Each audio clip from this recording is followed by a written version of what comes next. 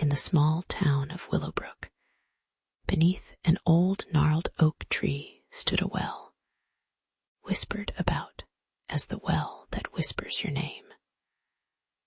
Around this well lived Wellwanda, a recluse known for her piercing gaze and unsettling silence.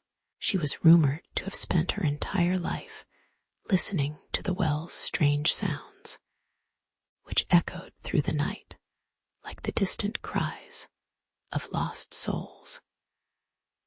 One stormy evening, Bucket Boy Billy stumbled upon the well while searching for his missing bicycle. The rain fell in sheets, obscuring everything except the dark silhouette of the oak tree and the deep blackness of the well.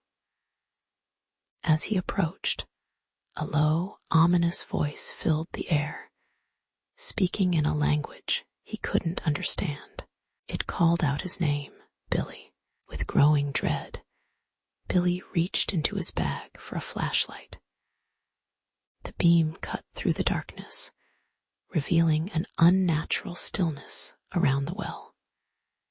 He hesitated, then lowered the bucket and began to draw water. As he pulled the bucket up, it seemed heavier than before. A chilling presence surrounded him, like a cold hand on his shoulder. The voice spoke again, clearer this time. Billy, come closer. Driven by fear, Billy took cautious steps towards the well's edge. The darkness seemed to close in around him, and the voice whispered, "Your name is not enough."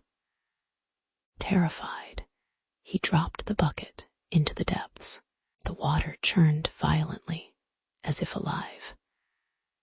A hand emerged from the shadows, reaching for Billy. He screamed, but no one heard him over the roar of the storm. The darkness deepened, and the voice grew louder. "You are lost. Forever." Billy struggled against the unseen force, but it was too strong. His cries turned into muffled gasps as he disappeared beneath the surface.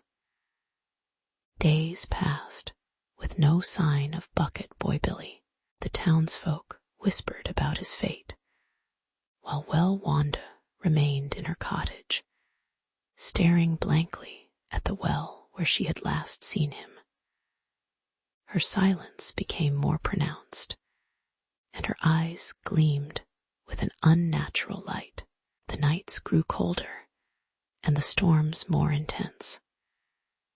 Each drop of rain seemed to carry the voice's words, "Billy, come closer."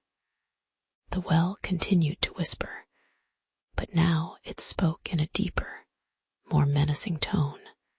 "Wellwanda, your time is near."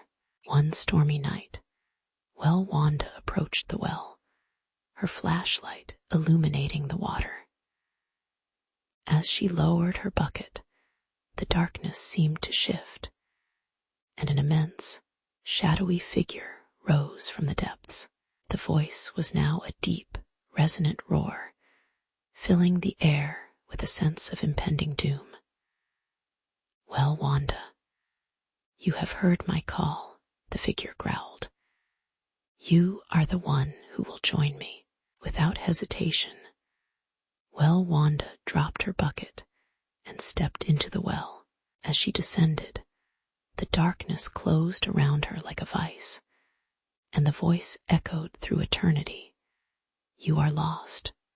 Forever."